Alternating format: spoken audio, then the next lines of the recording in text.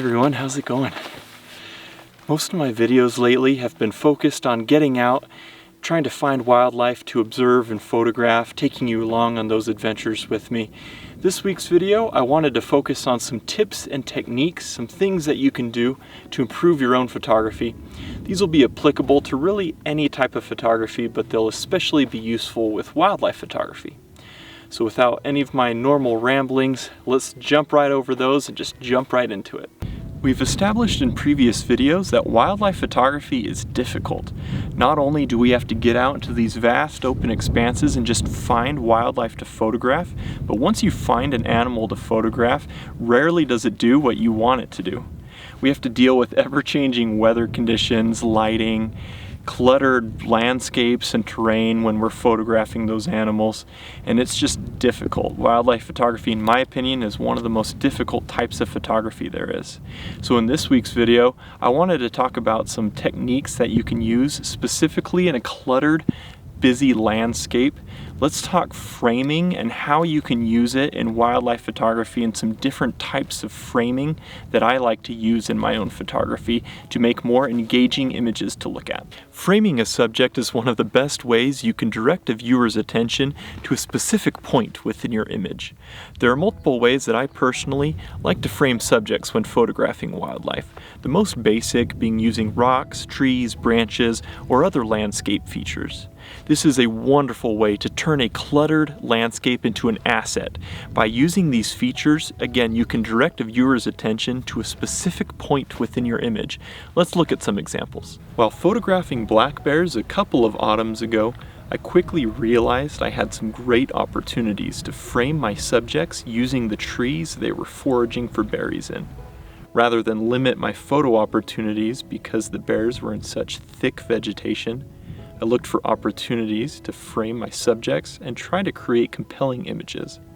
The results quickly became some of my favorite black bear images I've taken, and many of them help create a sense of wilderness and enchantment because of the way I was able to frame the bears using the thick vegetation. When using landscape features to frame your subject, utilize rocks, trees, and branches to help contain your subject. And when possible, look for highlights behind your subject to help it stand out more in your image. Another great way to help frame your subject is by using cavity nests, tree holes, and dens. Many bird species use tree holes and cavity nests throughout the year, whether it's to raise their young or to just rest during the day. Utilizing these tree holes and cavity nests is one of the most simple ways to help frame your subject and again, direct the viewer's attention to a specific point. Similarly, using a den entrance when photographing mammals is another great way to help contain or frame your subject while photographing them. It's amazing how much a simple hole in the ground can greatly enhance your image. A third method of framing a subject, and my personal favorite, is by using other wildlife. This can be incredibly difficult to do.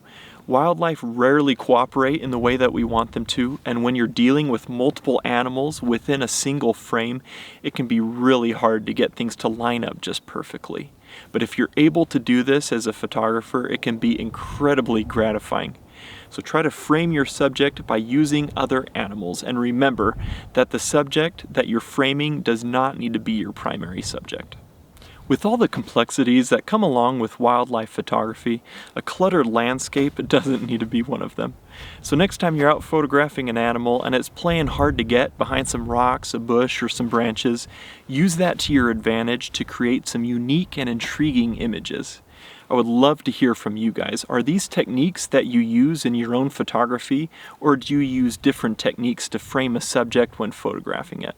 Let me know in the comments below. I learned so much from your guys' comments. I love reading through them and applying what you guys teach me through the comments into my own photography. I thank you so much for the constant support, feedback, and comments, and I know the other viewers read through those comments as well. So let's all learn together. Let us know in the comments below how you use framing in your own wildlife photography. I hope these tips and techniques help you in your own photography. As a self-taught photographer, it's simple things like these that I wish I would have known right off the bat years ago getting into photography. that being said, it's been such a fun process and journey of learning and practicing and seeing my own pictures improve over the years. So again, as I put these videos out where I share different tips, techniques, methods, things that I use in my photography, I truly hope that as you put them into practice, you'll see your own photography improve. I'm out here today looking for rock wrens and lark sparrows to photograph. I've been hearing a bunch as I filmed this video, so I'm going to set off the light. Hopefully we'll get good here in a little bit and I'll be able to get some pictures of them. Thank you so much for following along this week. I always appreciate it. We'll see you next time.